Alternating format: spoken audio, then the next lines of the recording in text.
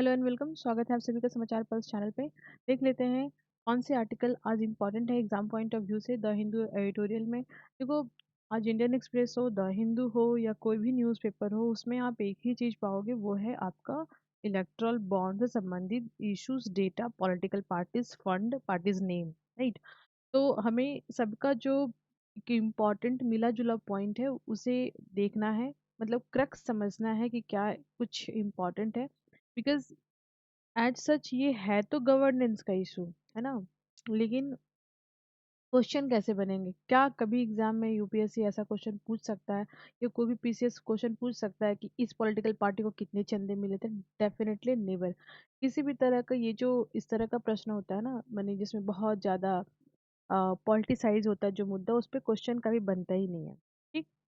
Now अभी हम बात करेंगे जो इसके इनर पॉइंट्स है, उस पर डिस्कस करेंगे। तो सबसे पहला जो हमारा आर्टिकल है वो भी इलेक्शन से संबंधित है। इसमें एआई और एआई का डार्क डायमेंशन क्या है, इलेक्शन में किस तरीके से ये प्रभावित करेगा। पूरे विश्व में लगभग 84 कंट्री में 2024 में चुनाव होने हैं, राइट। लगभग 84 कंट्रीज में चुनाव होने हैं।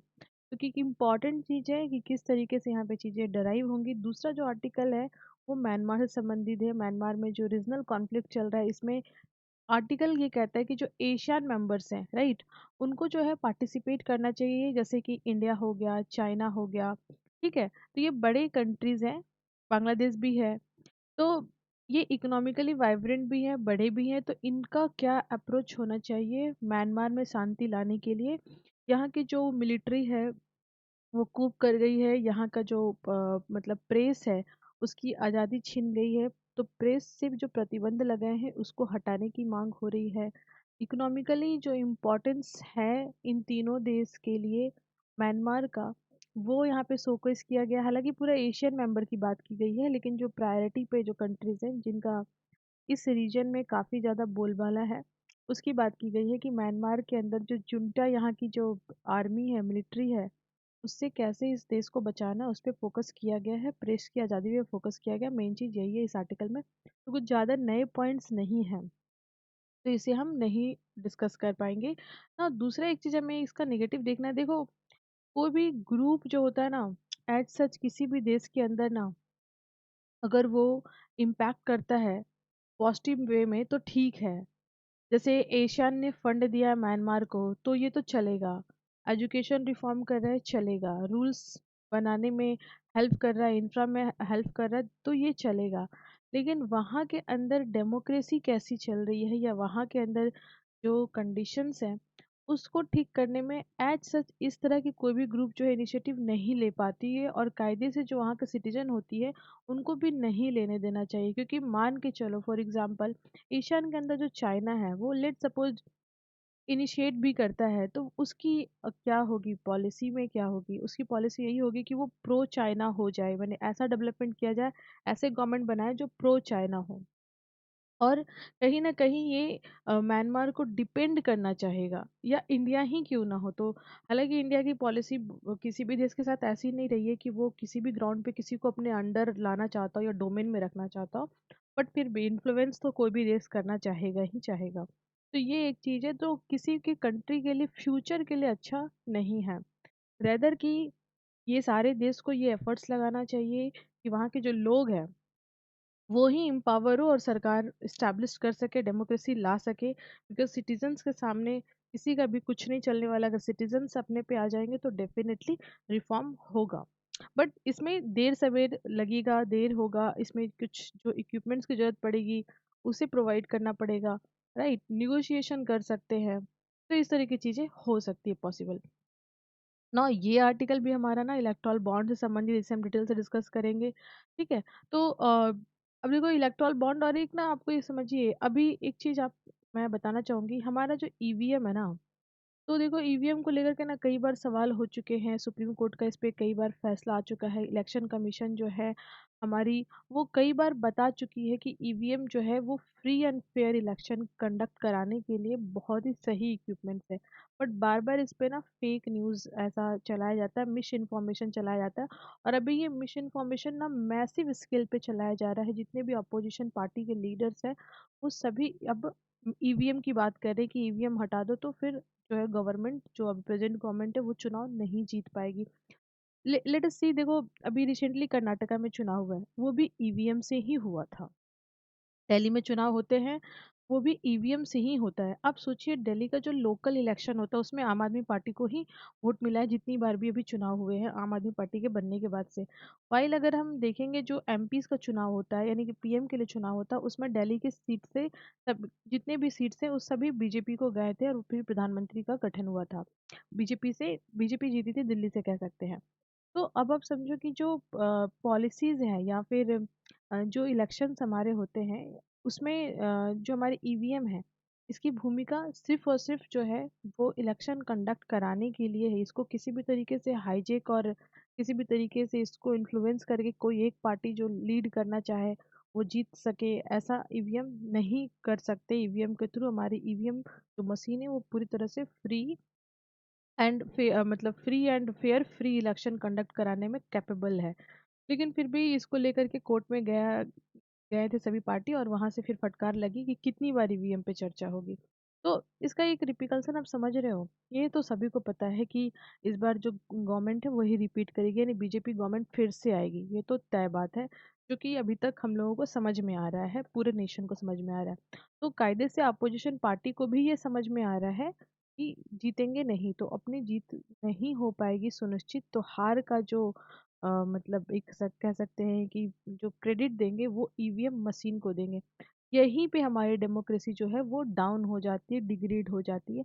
बल्कि कायदे से अपोजिशन पार्टी को ये डिस्कस करना चाहिए कि उनकी क्या कमियां हैं, सरकार की क्या कमियां, कौन से पॉइंट को उठा सकते हैं। तो हमारे डेमोक्रेसी के अंदर ना कुछ अभी ठीक चल नहीं रहा है। कैसे? क्योंकि हमारे पास ना अच्छा ऑपोजिशन ही नहीं है। तो डेमोक्रेसी तभी हेल्दी हो सकती है जब तगड़ा ऑपोजिशन आपके पास होगा।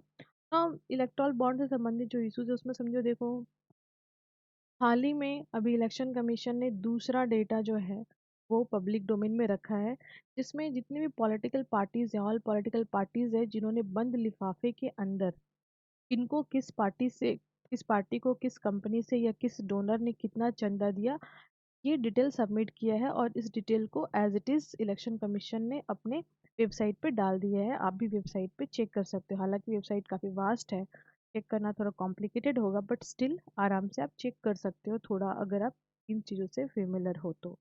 और दूसरा देखो, डेटा काफ़ी बड़ा है तो उसको एनालाइज किया जा रहा है।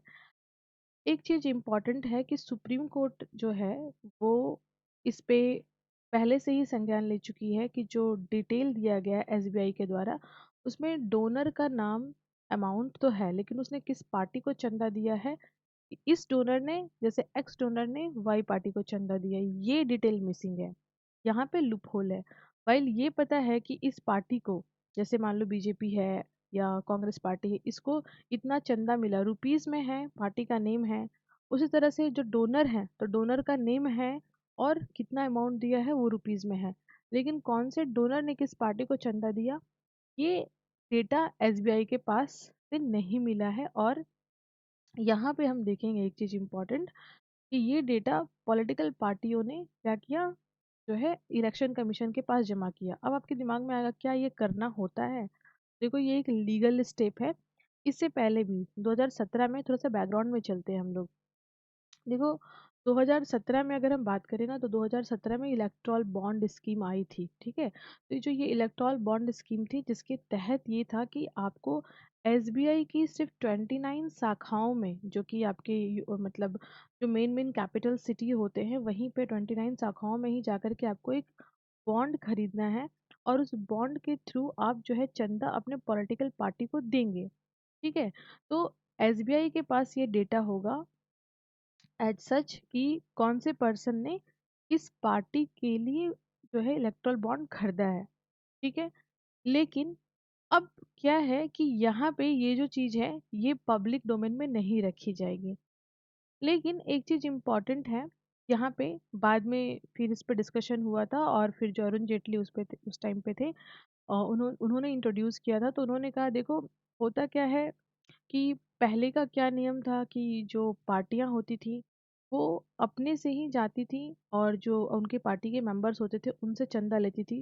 जो लोकल सिटीजन होते थे उनसे चंदा लेती थी, उनसे चंदा अपने पार्टी का कूपन बेच करके, पार्टी का जो कोई ऐसा इक्विपमेंट्स जो वो सेल कर सके, उसे बेच करके चंदा लेती थी। और जो भी इंस्टीट्यूशन या फंड देने वाली कंपनियां होती थी, वो कंपनियां जो है चेक के माध्यम से पार्टी को फंड देती थी और पार्टी के अकाउंट में पैसा आता था। इन सभी चीज़ों की जो डिटेलिंग होती थी, वो पार्टियां इलेक्शन कमीशन ऑफ जो इंडिया है हमारी, उनको सबमिट करती थी। काफ़ी ज़्यादा यहाँ पे लूप होल थे, ऐसा नहीं कि पहले का सिस्टम अच्छा था।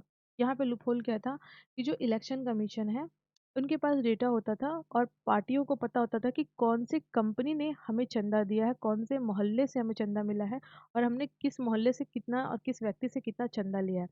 अगर ये पार्टियां चुनाव जीत के आ जाती थी, अगर इलेक्शन में इनका विनिंग हो गया विन, तो फिर क्या हुआ कि जो पार्टियां चंदा दी तो उनके तो फेवर में काम होगा ही होगा, लेकिन जो व्यक्ति, जो इंडिविजुअल, जो कंपनी ने इन्हें चंदा नहीं दिया है, उसे ये टारगेट करते थे क्योंकि इन्हें पता होता था कि किसने हमें चंदा नहीं दिया है। तो ये एक दिक्कत थी। लेकिन जब ये रिफॉर्म हुआ तो इसमें यहाँ पे आपको दिखाई दे रहा है कि जो एसबीआई है, ये बॉन्ड बेच रही है। इनके थ्रू ही आप बॉन्ड परचेज कर सकते हो और आप अपने चंदा अपनी पार्टी को दे सकते हो। लेकिन यहाँ पे इलेक्शन कमीशन ने ये बताया, हमारे जो अरुण जेटली थे, उन्होंने बताया कि ये जो टारगेट वाला पॉइंट था ना, ये यहाँ से मिसिंग होगा। मिसिंग कैसे होगा कि देखने में तो लग रहा है कि जो खरीद रहा है, जो बेच रहा है, वो मालूम चल जाएगा, लेकिन नहीं। एक्चुअली में क्या हो रहा है कि जो डोनर है, ठीक है, और जो रिसिप्ट करने वाला है, वो एक दूसरे को बहुत लिमिटेड मैनर में जान पाएगा। मतलब बहुत लूप होल है यहाँ पे। मतलब बहुत ट्रांसपेरेंसी नहीं है कि हाँ एक्स ने वाई को डायरेक्टली दिया है, ऐसा जानकारी नहीं मिल पाएगा। एक्स ने चंदा खरीदा है पॉलिटिकल पार्टी को देने के लिए और पॉलिटिकल पार्टी को ये चंदा मिल जाएगा, लेकिन किसने किसको दिया है एज सच, ये डिटेल एसबीआई के पास रहेगा, ये पब्लिकली नहीं होगा। और जो पार्टी है उसे भी एक लिमिटेड ऑप्शन तक पता चलेगा, जिससे टारगेट नहीं किया जा सकता है। समझ गए? मैं ये नहीं कह रही हूँ कि पता नहीं चलेगा, क्योंकि ऑब्वियस सी बात है एसबीआई को पता होगा, लेकिन यहाँ पे टारगेट नहीं किया जाए, इसके लिए ये प्रोविजन किया गया था। तो यही अनकॉन्स्टिट्यूशनल लगता है इसको, सुप्रीम कोर्ट को। और इसी के लिए जो इलेक्टोरल बॉन्ड है, उसको बताया गया कि ये एक स्कैम हो सकता है, इसके थ्रू स्कैम हो सकता है। ये नहीं कहा गया है कि स्कैम हुआ है, ये कहा गया है कि स्कैम हो सकता है, प्रोबेबिलिटी है, चांसेस है। अब ये हो सकता वाले पॉइंट को हम और आगे डिटेल से डिस्कस करते हैं आर्टिकल के हेल्प से। देखो, जो आर्टिकल है अपना, जो न्यूज़ आर्टिकल हमने डिस्कस किया, जैसे कि जो फ्यूचर गेमिंग कंपनी है, future gaming and hotel, right, इन्होंने जो है चंदा दिया है, सबसे अधिक चंदा दिया है। लेकिन अब सवाल आता है कि किनको चंदा दिया है। तो आप देखोगे यहाँ पे कि ये जो है ना, डीएमके पार्टी जो है, उनको 900 करोड़ रुपए जो है, 509 करोड़ रुपए जो है, जो ये फ्यूचर गेमिंग कंपनी एक ही पार्टी को चंदा देती है। बट अगर हम डिटेल से जाएंगे तो टोटल चंदा जो डीएमके को प्राप्त होता है वो चौंकाने वाला है। वो टोटल आप देखोगे कि 966 करोड़ का जो चंदा है, वो डीएमके को मिला है। जो मेगा इंफ्रास्ट्रक्चर कंपनी है, उन्होंने भी डीएमके को पैसा दिया है, और बहुत सारी अलग अलग कंपनियां, जितना हम नाम अभी डिस्कस नहीं करने वाले, ये बहुत सारी कंपनियों ने डीएमके को पैसा दिया है। तो अब आप समझ रहे हो कि क्या हो रहा है। अब देखो, यहाँ पे थोड़ा सा हम लोग बैकग्राउंड समझते हैं। ऐसा प्राइमा फेसिया लग रहा है कि जो फ्यूचर गेमिंग कंपनी है, उसके ऊपर ईडी की जो है जांच आई थी, है ना। तो जो अभी हमारे अपोजिशन पार्टी है, वो ये एलिगेशन लगा रहे हैं प्रेजेंट लीडिंग गवर्नमेंट पे कि ये जो बीजेपी गवर्नमेंट है, इन्होंने क्या किया है, इन्होंने ईडी का हेल्प लेकर के कंपनी पे प्रेशर बनाया और चंदा लिया है। लेकिन अभी ये जो है साफ हो गया कि एक मेजर चंक, क्योंकि सबसे ज़्यादा चंदा देने वाला वही व्यक्ति है, लेकिन उसके चंदे का 50% अकेले एक पार्टी डीएमके को जाता है। अब थोड़ा डिटेल से समझिए, जो मैं आपको बताने जा रही हूँ बहुत ही इंपॉर्टेंट है। देखो, फ्यूचर गेमिंग कंपनी पे ना बहुत पहले से ही काम हो रहा था। 2004-5 के टाइम पे इन्होंने सिक्किम से फ्रॉड किया था, है ना। सिक्किम की जो गवर्नमेंट है, उनका स्कीम था इलेक्ट्रॉल, इलेक्ट्रॉल नहीं, मतलब जो कूपन बेचते थे वो। और उसके थ्रू जो है, एक तरह से हम कह सकते हैं कि यहाँ पे स्कैम हो गया था, और वहाँ की जो गवर्नमेंट है, इन्होंने भी प्रेशर बनाया था। बट ये कंपनी जो थी, वो साउथ में बेस्ड थी, तो ये बहुत कुछ कर नहीं पाए, और गवर्नमेंट भी चेंज हो गई ऑन द टाइम, तो इस पे बहुत काम नहीं हो पाया। बट ये मैटर चल रहा था। ना उसके बाद हम देखेंगे कि 2015 के टाइम में 15-16 के फाइनेंशियल ईयर में ही ईडी ने इसके ऊपर कार्रवाई की थी और इनकी संपत्तियों को जब्त करने की कोशिश की थी। लेकिन ये कार्यक्रम होते होते समय बीता और ये जो है 1780s के टाइम में 2018 के टाइम में ये अपना बहुत सारा जो मेजर चंक है वो डोनेट कर देते हैं। लेकिन इनकी बहुत सारी फिजिकल प्रॉपर्टी को ईडी जो है जब्त भी कर लेती है। तो यहाँ पे देखने से लग रहा है कि ईडी की कार्रवाई हुई और इन्होंने इलेक्ट्रल बॉन्ड खरीदा। बाद में क्या होता है, फिर 2020-21 के टाइम में इनके ऊपर मतलब 19-20-21 कहिए क्योंकि कोविड के कारण थोड़ा डिले हुआ, इनके ऊपर फिर कार्रवाई होती है और फिर इनकी बहुत बड़ी जो संपत्ति होती है उसको एक्सक्यूज मी उसको ईडी के द्वारा जब्त कर लिया जाता है। एंड रेस्ट मनी जो है वो फिर ये इलेक्ट्रल बॉन्ड में इन्वेस्ट कर देते हैं। मैं इन्वेस्ट शब्द यूज कर रही हूँ, तो यहाँ पे आपको क्या नजर आया, अगर लेट सपोज जो लीडिंग पार्टी है वो इनसे ईडी के का दम दिखा करके चंदा लेती, तो फिर जब चंदा ले लेती क्योंकि इलेक्टोरल बॉन्ड तो परचेज किया, तो फिर बीजेपी जो है या ईडी जो है वो इन्हें तंग नहीं करती। लेकिन कायदे से हम देख रहे हैं कि ईडी की जो कार्यक्रम है वो कंटिन्यूअसली चल रही है और चंदा देने का भी काम ये कंटिन्यूअसली कर रहे हैं। तो ये अपने पैसे को किसी पार्टी के फंड में एक तरह से हम कह सकते हैं कि आने वाले समय में इसे भी जांच हो सकती है कि इतना इतना चंदा एक रीजनल पार्टी को देना, है ना? क्या कितना फ़ीज़िबल है, और इस पे अगर जब बात होगी तो डेफ़िनेटली नज़र में आएगा कि यहाँ पे आपको स्कैम दिखाई देगा, कि आपके पास जो पैसा है वो डेफ़िनेटली गवर्नमेंट के अप्रोच में है, आपने पहले से भी फ्रॉड किया हुआ, पहले भी जेल गए हुए हैं। तो डेफ़िनेटली आप क्या करेंगे, आप अपना बॉन्ड के रूप में इस पैसे को कहीं इन्वेस्ट करना चाहेंगे, बाद में उससे आप फ़ायदा ले सकते हैं। तो डेफ़िनेटली जो सुप्रीम कोर्ट का असम्पशन था कि इससे जो है ये क्या हो सकता है, स्कैम हो सकता है या इल्लीगल है, वो इस केस में तो दिखाई दे रहा है। देखो सबसे ज़्यादा जो फंड लेने वाली पार्टी है वो ऑब्वियस सी बात है बीजेपी है, क्योंकि बीजेपी भारत के 65% जनता पे अभी रूल कर रही है, मतलब जो स्टेट्स गवर्नमेंट है उस पे ये रूल कर रही है। और टोटल चंदे का अगर हम देखें तो मेजर चंक जो है मैंने टोटल जो है 15,000 करोड़ समथिंग का चंदा है अप्रॉक्सीमेटली, जिसमें 6,000 करोड़ से थोड़ा प्लस जो है अकेले बीजेपी को ही चंदा मिला है। तो एक मेजर चंक 48% के आसपास तो है, 42% के आसपास। तो इस तरीके से जो है बीजेपी के पास अधिक चंदा है। लेकिन अब देखने वाली बात यह है कि जो अदर छोटी छोटी पार्टियां हैं या रीजनल पार्टियां हैं या स्टेट की पार्टियां हैं या नेशनल पार्टी भी है, उनको भी चंदा एक बड़े अमाउंट में मिला। जैसे कि अभी आप देखोगे एनसीपी को भी बहुत पैसा मिला है ना। उसके बाद आप टीएमसी को तो छोड़ नहीं सकते, टीएमसी काफी फंड ली है। और जो है उसके बाद हम देखेंगे कि कांग्रेस के पास भी काफ़ी अच्छा अमाउंट मिला है। तो देखो चंदा हमारे यहाँ पहले भी होता था, है ना? इलेक्शन के लिए जो चंदा होता था पहले भी होता था, लेकिन वो थोड़ा फेयर था। हाँ, उसके लूप होल ज़्यादा थे, बट वो थोड़ा फेयर था, एटलीस्ट नेम तो पता होता ही था। लेकिन हमारे यहाँ वही है ना, मतलब बदले की राजनीति। आप नहीं चंदा देंगे तो आपके लिए काम नहीं हो पाएगा, आपको टारगेट किया जाएगा। हमारे यहाँ जो कंपनियाँ थी वो भी क्या करती थी, जो जीतने वाली पार्टी उसको चंदा देती थी कि ये जीतेगी तो इसको चंदा देते हैं। तो वो चीज़ को तो काउंटर किया गया था। तो रेदर कि हमें जो इलेक्टोरल बॉन्ड का सिस्टम है ये बहुत ही ज़्यादा, क्योंकि आज अगर इलेक्टोरल बॉन्ड नहीं होता तो आपके पास डेटा भी नहीं होता। इससे पहले भी हमारे चंदा लेते थे, लेकिन डेटा नहीं होता था। आज एटलीस्ट पब्लिक को ये तो पता है, क्या पता है कि कौन से पार्टी को कितना चंदा मिला है। आज सुप्रीम कोर्ट दावा तो कर सकती, मांग तो सकती है, एसबीआई रिस्पॉन्सिबल तो नजर आ रही है, इलेक्शन कमीशन रिस्पॉन्सिबल तो नजर आ रहा है, लेकिन पहले तो ये नहीं था।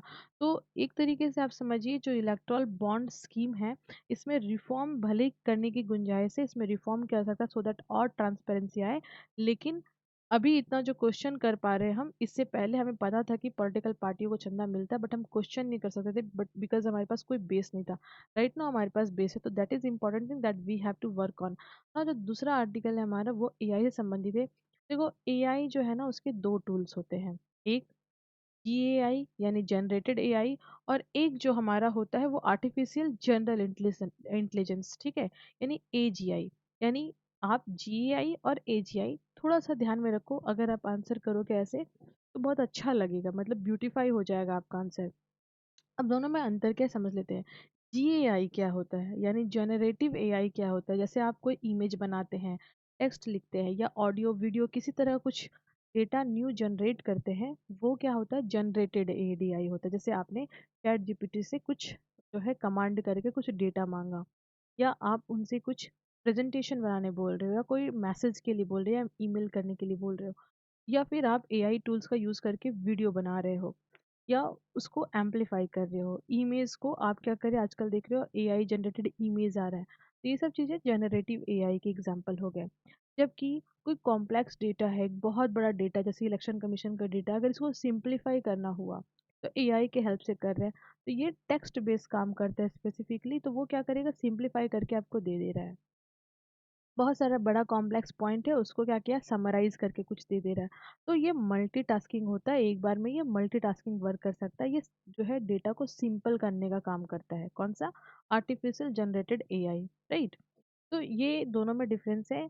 हाँ, आर्टिफिशियल जनरल जो आपकी जो जनरल इंटेलिजेंस है, ये ह्यूमन इंटेलिजेंस के कंपैरिजन में काफ़ी ज़्यादा हाई है, क्योंकि यहाँ पे ह्यूमन की क्षमता जो है वो डाइल्यूट हो जाती है। मेजर चंक को आपको सिंप्लीफाई करने में समय लगेगा, और ह्यूमन है तो ह्यूमन एरर भी होगा। बट आर्टिफिशियल इंटेलिजेंस जो एजीआई है, ये काफ़ी तगड़े तरीके से इस काम को कर सकता है टाइम मैनर में।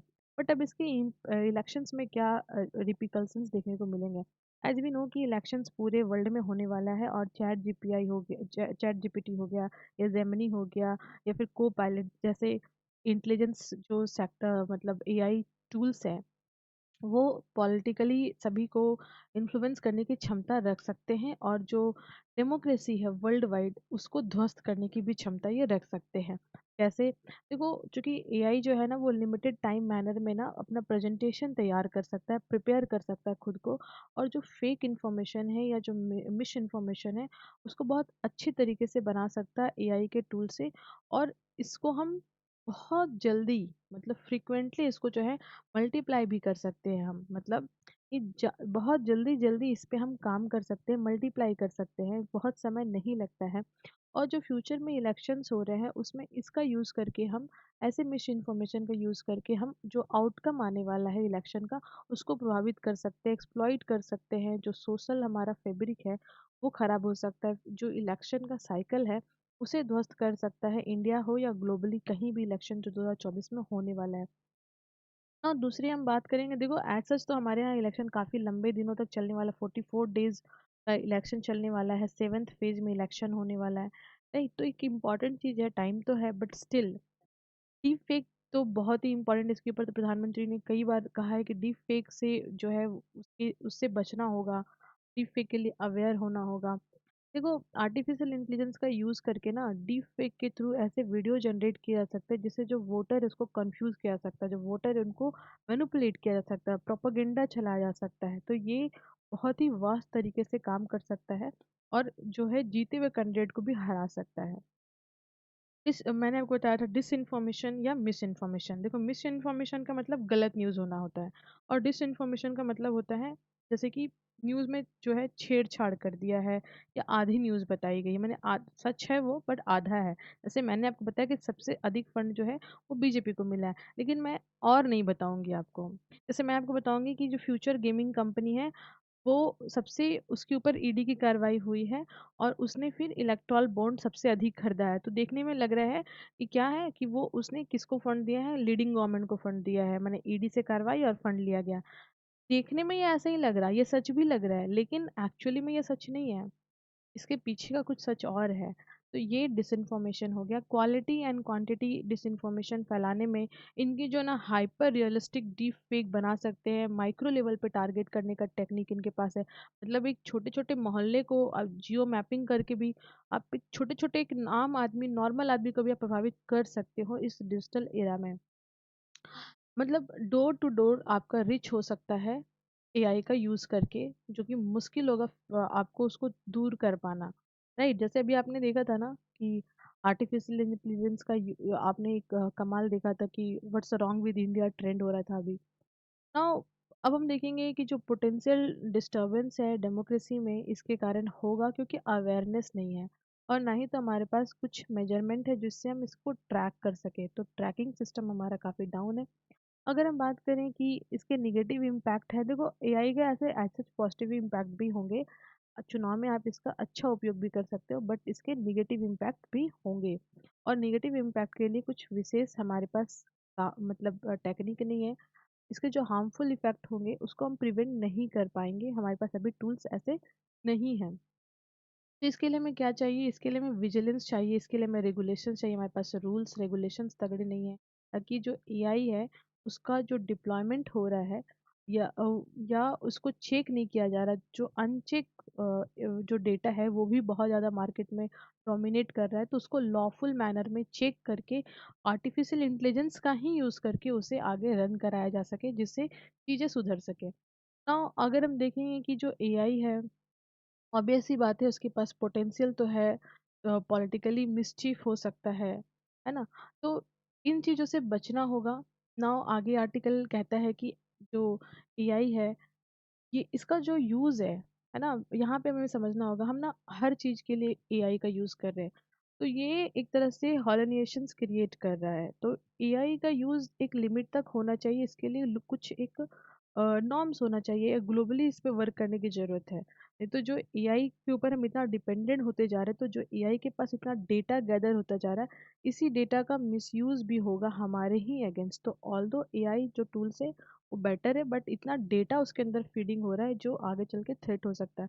इंडिया के लिए अप्रोच तो बस यही है कि डिजिटली इंडिया काफ़ी वाइब्रेंट है, तो डिजिटल एराना में इंडिया जो है वो लीड कर रहा है, राइट। इस एरेना में इंडिया लीड कर रहा है, अगर हम कहें तो गलत नहीं होगा। तो इंडिया को ये होना चाहिए कि वो कुछ कॉशन रिकॉग्नाइज कर सके कि कैसे इस डिस्टरबेंस से बचा जा सकता है, एआई के लिए किस तरह से कितना बेनिफिट है, कितना पब्लिक गुड्स के लिए अच्छा है, कितना लीडर्स के लिए अच्छा है। तो उस पर वर्क करने की ज़रूरत है, ग्लोबली भी इसे वर्क करने की ज़रूरत है।